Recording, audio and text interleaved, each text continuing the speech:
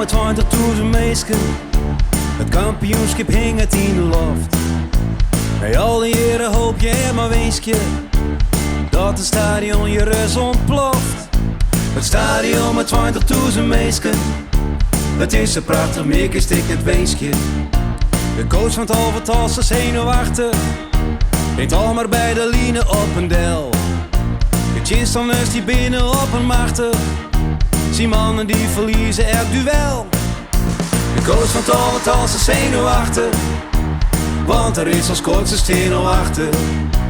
Het schoft is Nederlands kind het haast net loeken. De schiedsrechter is sjocht al op een klok. De keeper maakt er weer een keer op doeken. Ze steren mij de kloten van het blok. Het schoft is Nederlands kind het haast net loeken. Wat kloten, ja dat kennen ze wel broeken. Het waren helte jaren met het barren. 22 man die steen werkleer.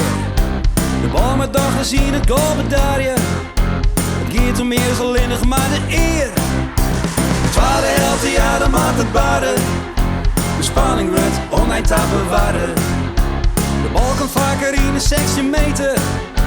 Stiert je recht een volle petter team. Een huskot in de kruising het zal heven. Het stadion vindt op echt elke nier. Ziet op een zwalle 20.000 meisken. Ze maakt er mooi, wat valt er nog te weeskje. Het is de laatste minuut van de wedstrijd. Nou mag het gebeuren. De eerste oorval komt van de rechterkant. Bal met voorzet. Komt in de 16 meter. Daar is de oorname. Het draaien in het schot. Ja! In de kruising. Hij zit. Het is een doelpunt. Het is een goal. Ja! Stadion ontploft is net te leeuwen.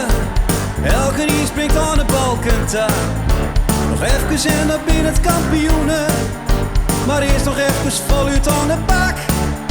De scheidsrechter is sjocht al op een klok. Het eindsignaal klinkt, ja het zit erop. Het stadion ontploft, ze binnen kampioen. Het allerbeste team van het seizoen. Zie het al in de loft, maar nou is het echt weer. 20.000 mensen, het is zo prachtig, de lokweeske van het hele team. Ze hebben het doorspreekt. Jongen, toch nog kampioen in dat mooie zo'n wedstrijd. Hoe is het mogelijk?